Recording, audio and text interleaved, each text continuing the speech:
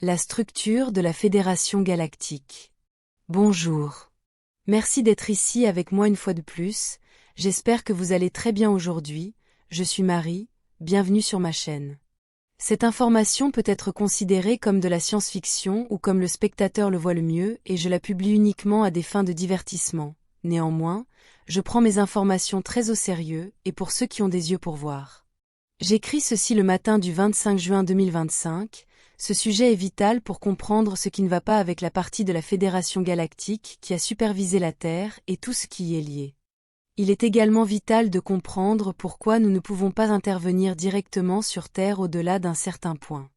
Voici la structure élargie de la Fédération galactique, telle que je l'ai recherchée et découverte en parlant à plusieurs personnes haut placées dans le savoir et en utilisant également ma propre expérience en tant que reine Tégette.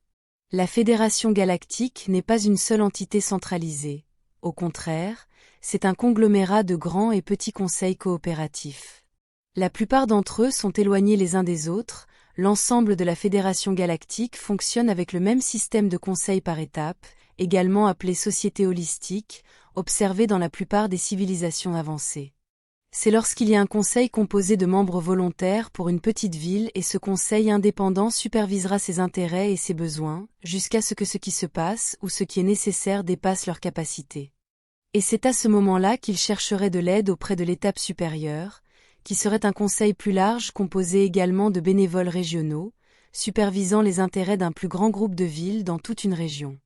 Et si celui-ci avait également besoin d'aide, il la demanderait à un conseil encore plus grand, par exemple le Conseil planétaire, et enfin le Haut Conseil de toute la culture, qui peut inclure plusieurs planètes associées ou une seule selon chaque cas. De cette manière, chaque conseil est entièrement indépendant, mais aussi associé aux autres par le biais d'un conseil supérieur, qui a également un conseil encore plus élevé, et ainsi de suite. Le système de conseil par étapes ne s'arrête pas au niveau du Haut Conseil de toute la culture, et c'est à ce moment-là qu'il commence à devenir la Fédération galactique. Les hauts conseils d'autres sociétés holistiques, généralement voisines mais pas seulement, s'associent de la même manière pour former un autre conseil supérieur, également composé de bénévoles régionaux, qui veillera aux intérêts et aux besoins de toutes les races et cultures stellaires qui leur sont associées. Un exemple de ce niveau serait le Conseil d'Alcyone, qui est l'organisation qui sert les intérêts et les besoins de toutes les cultures du système stellaire des Pléiades M45, y compris leurs colonies. Les hauts conseils à ce niveau s'associeront également à ceux qui supervisent d'autres systèmes stellaires, amas et constellations, qui coopéreront tous pour que les besoins de leurs races stellaires membres et de leurs citoyens soient satisfaits en harmonie. C'est ainsi que fonctionne la Fédération galactique et cela fonctionne bien depuis des éons.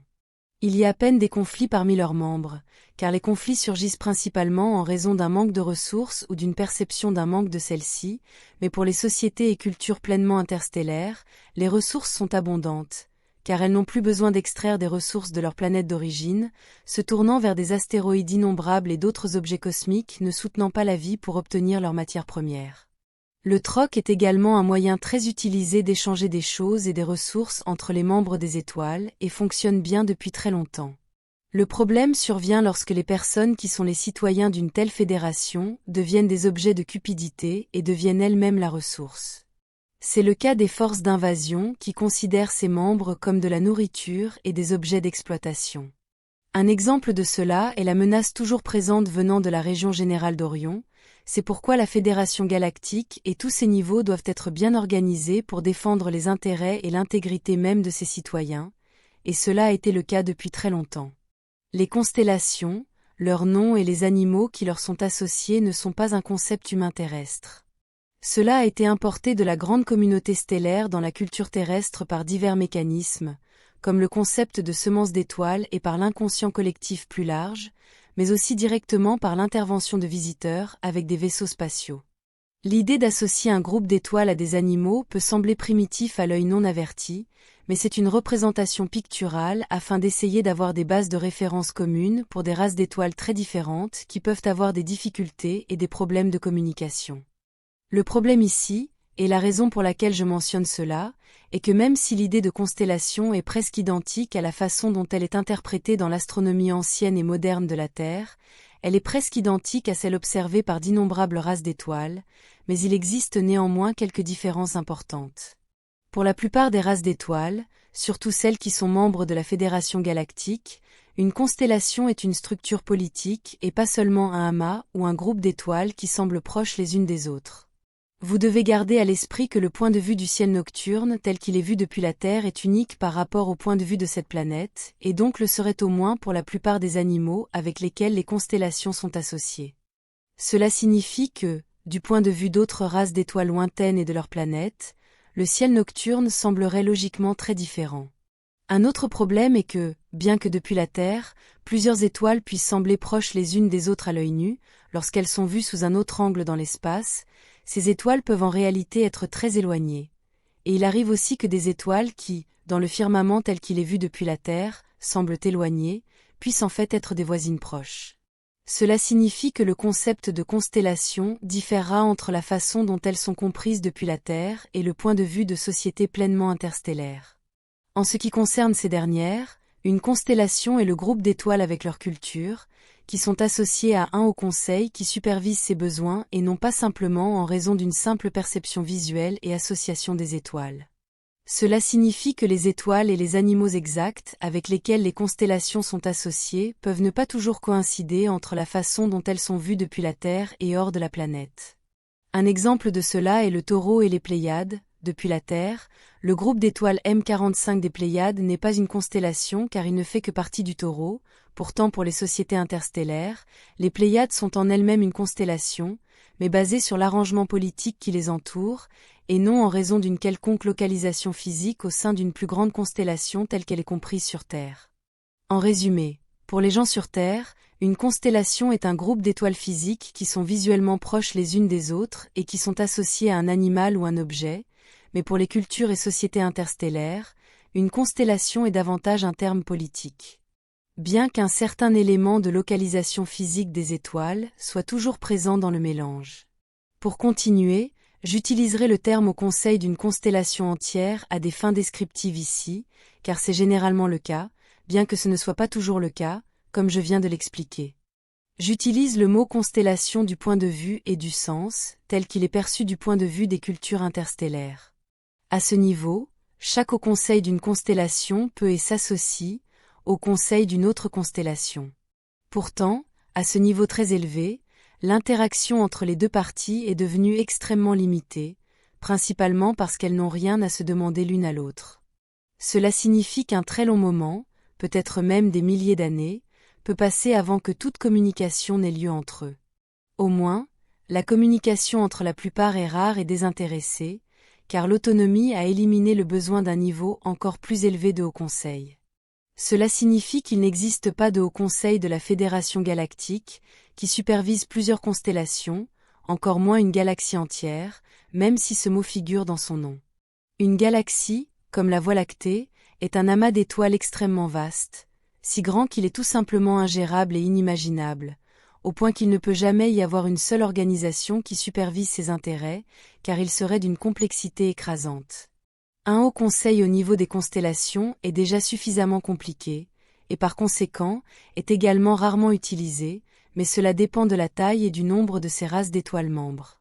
Cela signifie que le système de société holistique du Conseil des étapes s'arrête au niveau des constellations, simplement parce que l'interaction entre les constellations est rare et inutile. Cela dit, concentrons-nous maintenant sur la Terre et ses circonstances. Les membres de tout regroupement de races d'étoiles coopérantes, qui se désignent comme membres de la Fédération galactique, ont des choses importantes en commun. Tout d'abord, ils sont tous pleinement interstellaires, ce qui signifie qu'ils se déplacent d'étoile en étoile, se mêlant et négociant avec leurs habitants, en conséquence de cela, et deuxièmement, ils sont alors conscients de leur statut de membres d'un groupe de races d'étoiles coopérantes avec un haut conseil commun qui supervise leurs besoins. Toutes les planètes de ce cadran galactique ne sont pas conscientes de l'existence même d'une chose telle qu'une fédération galactique, et par conséquent, elles n'en sont pas membres. Il existe d'autres races stellaires qui, bien qu'étant pleinement interstellaires, et principalement pour des raisons culturelles, ont choisi de ne pas avoir de relation avec d'autres races stellaires, ou le moins possible, même à leur détriment, et par conséquent, n'ont aucun représentant ou membre présent dans un conseil qui correspondrait à leur emplacement. La plupart des cultures et races stellaires interstellaires ont étendu leur influence et leurs frontières culturelles à l'ensemble de leur système solaire, ou en tout cas se sont associées pacifiquement à toutes les cultures interstellaires avancées présentes dans le même système solaire. Par exemple, la société Tejet est présente dans tout le système solaire de Tegeta, et les Urma, qui viennent de l'étoile Vega, partagent pacifiquement leur système solaire avec une autre culture, les Lyriens, dont le nom de l'espèce humaine lyrienne est dérivé. Cela dépendra également de la complexité de chaque système solaire, celui-ci, la Terre, étant plutôt du côté compliqué, en raison de son nombre de planètes et de ce qui se passe dans chacune d'elles, et dans de nombreux cas, de ce qui ne s'y passe pas. Ce système solaire Sol 13 dans lequel se trouve la Terre devrait être associé à au moins certaines de ses étoiles voisines dans un conseil de haut niveau, au niveau de la constellation, par exemple, avec les étoiles et les planètes d'Alpha Centauri, A, B et C, avec la culture alphracienne, avec l'étoile Vega, avec les Urma et les Lyriens. Et plus largement par proximité avec les étoiles connues sur Terre sous les noms de Lumen 163, Luton 726 AB, W0855, Eridani, Local, Wolf, Wiz, Ross et même Sirius, toutes avec leurs habitants humains majoritairement lyriens et leur culture interstellaire. Ensemble, ils pourraient former une constellation politique. Pourtant dans ce coin de la galaxie, la plupart de ces étoiles habitées ne sont pas associées ou n'appartiennent pas à d'autres alliances politiques de constellations, peu importe leur distance physique à leurs amis. Cela laisse ce système solaire Sol 13 dans lequel se trouve la Terre, isolé, sans véritable association politique élargie, car il est douteux qu'il ait une culture interstellaire résidant à l'intérieur. Et je sais que cela peut blesser les sentiments des fanatiques qui suivent d'autres prétendues races d'étoiles bruyantes de ce système solaire. Mais je dis la vérité, laisser ce système solaire Sol 13, seul, et sans association politique a causé d'innombrables problèmes, car il est sujet et vulnérable aux abus. On dit qu'il est gouverné par une fédération galactique de niveau Saturne qui supervise l'ensemble du système Sol 13, pourtant ceux-ci ne répondent jamais et sont introuvables. Et c'est là que je dis qu'il n'y a rien d'autre que de l'obscurité à ce niveau. Je ne fais pas référence à l'ensemble de la Fédération galactique dans un contexte plus élargi, car elle fonctionne bien depuis des éons, et c'est exactement le problème, car cela n'est pas bon pour la Terre.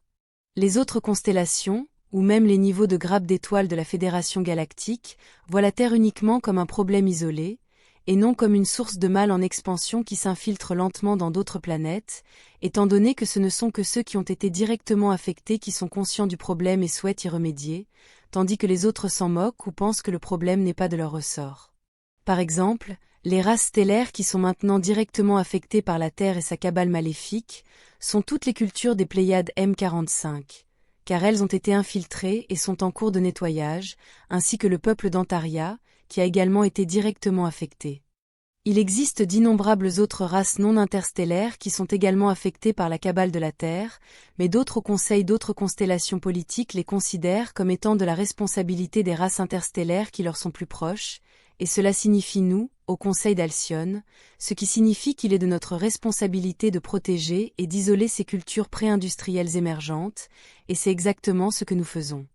Même lorsque la Fédération galactique n'est pas une seule grande organisation, comme je l'ai expliqué ci-dessus, tous les niveaux de constellation partagent les mêmes principes, règles et règlements, car ils se sont révélés efficaces pour protéger leurs intérêts collectifs et individuels, et ont été partagés et acceptés depuis très longtemps, et c'est peut-être la seule chose tangible qui nous unit tous en tant que Fédération galactique. L'efficacité impressionnante et ancestrale de la plus grande fédération galactique avec toutes ses règles et règlements, bien qu'elle fonctionne merveilleusement pour d'innombrables races d'étoiles interstellaires, sont désormais un fort désavantage pour les habitants de la Terre, car elles aveuglent le reste de la communauté galactique sur ce qui se passe réellement sur cette planète, alors qu'ils tiennent pour acquis que les niveaux locaux s'occuperont du problème. Ils vivent dans une fausse idée et un faux sentiment de protection légale et diplomatique qui n'inclut pas des cas hautement compliqués comme celui de la Terre. Ils vivent sous une grande machine de propagande qui les a convaincus que suivre des règles anciennes et efficaces est la seule manière correcte de gérer les choses. Et c'est le problème. Nous ne pouvons pas simplement envahir l'Antarctique directement dans une tentative militaire de nettoyer la négativité de la planète, car cela serait perçu par tous les autres au Conseil de la Fédération galactique comme une invasion hostile.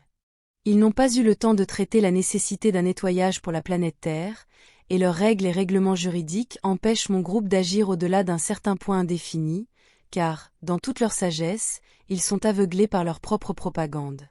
Nous ne pouvons pas écarter l'idée que le niveau de Saturne de la Fédération galactique leur a peut-être également vendu de la propagande en leur nom, leur donnant une fausse idée que les problèmes dans ce système Sol 13 sont gérés efficacement par eux. Si le niveau de Saturne de la Fédération galactique existe même, car nous soupçonnons maintenant fortement que tout est orchestré depuis la Terre, depuis les profondeurs de sa croûte, pas seulement depuis l'Antarctique, bien que cela soit leur principal point d'entrée. Le niveau de Saturne pourrait n'être qu'une sorte d'avant-poste militaire pour faire croire à tout le monde que les seigneurs de ce système solaire y résident. Prenons, par exemple, le vaisseau andromédien Viera, qui était censé être le quartier général de la Fédération galactique pour la Terre, mais après y être allé, nous savons maintenant que c'était plutôt un leurre, donc la même chose peut également s'appliquer à Saturne, mais honnêtement, nous ne le savons pas encore. Nous ne pouvons pas simplement envoyer un vaisseau spatial ou même une sonde vers Saturne, car ils sont immédiatement neutralisés par plusieurs dispositifs d'armes énergétiques superpuissantes, qui sont à un niveau capable de détruire des planètes. Un niveau étoile de la mort pour ceux d'entre vous qui aiment Star Wars, qui est plus un documentaire et moins de la science-fiction, je vous préviens. Tout ce qui concerne Saturne ressemble davantage à un leurre pour moi, et moins à un véritable emplacement pour un quartier général de quelque sorte que ce soit, et nous avons déjà vu cela auparavant pendant les guerres de Tiamat, où un camp a placé un leurre de ce type sur cette planète pour réaliser une embuscade et a finalement causé sa destruction.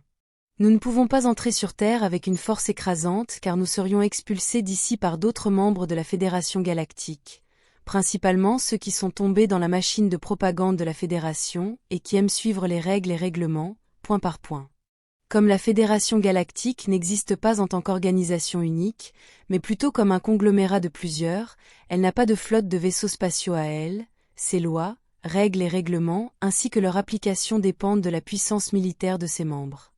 Cela signifie également que chaque fois que quelqu'un dit que le quartier général ultime de la Fédération galactique réside sur telle ou telle autre planète, certains disent même sur Terre, je prends cette déclaration avec le plus grand scepticisme, en raison de la façon dont la Fédération galactique elle-même est structurée, comme je l'ai décrit dans cette vidéo.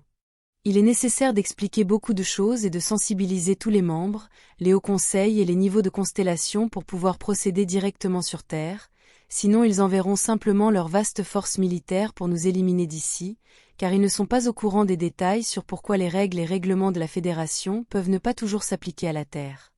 Ces autres niveaux de la Fédération galactique nous verraient seulement envahir une planète ayant une société non interstellaire, et viendraient nous éliminer et poser des questions plus tard.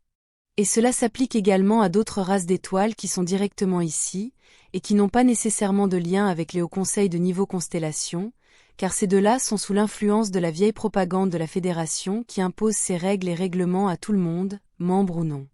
Et oui, nous travaillons dur pour sensibiliser, mais cela prend du temps, et encore plus, en tenant compte de tous les décalages temporels et des différences de perception temporelle entre d'innombrables cultures. Et pour aggraver le problème, les gens de la Terre ont besoin d'une action immédiate, et non d'une réunion de conseil pour évaluer la situation qui se déroule dans un millénaire. C'est là que nous pouvons dire que la Fédération galactique, dans toute sa splendeur, est brisée et incapable de gérer une situation aussi compliquée que celle dans laquelle se trouve la Terre.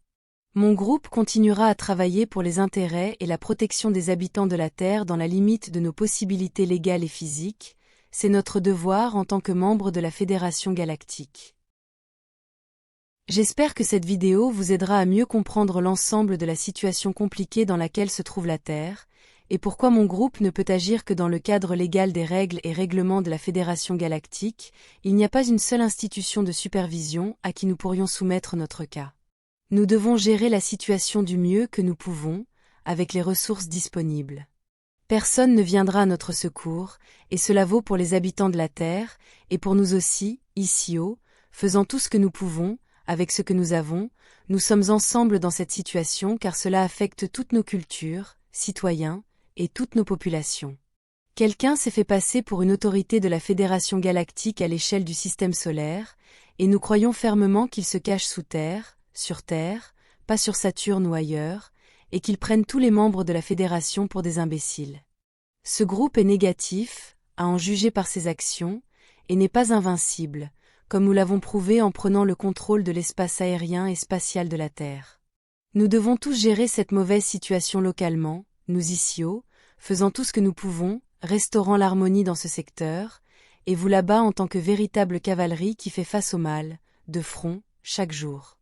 Vous n'êtes pas seuls, chers habitants de la Terre, nous sommes ici avec vous, fournissant un soutien aérien chaque fois que possible et autant que possible, et nous agissons également directement sur le terrain. Après les incidents dans le vaisseau andromédien Viera, toutes les opérations sur Terre ont repris, bien qu'elles ne se soient jamais vraiment arrêtées. Cela sera tout pour aujourd'hui. Comme toujours, merci d'avoir regardé ma vidéo, et d'avoir liké, partagé et vous être abonné pour en savoir plus, cela aide beaucoup cette chaîne à grandir. J'espère vous voir ici la prochaine fois, avec beaucoup d'amour et d'appréciation, votre amie, Reine Marie, première de Tegeta.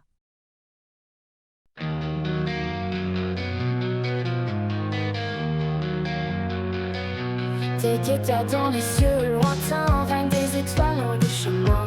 L'amour pour la terre dans son cœur, Marie Sparrow brille sans peur. Dans son vaisseau, elle rôde, l'espace est vide, plein de codes. Les humains rêvent et terreur, pléiadienne reine du cœur. L'amour d'une étoile pour une terre, des galaxies traversées en un éclair. Les cœurs battent à l'unisson, Marie Sparrow et son passion.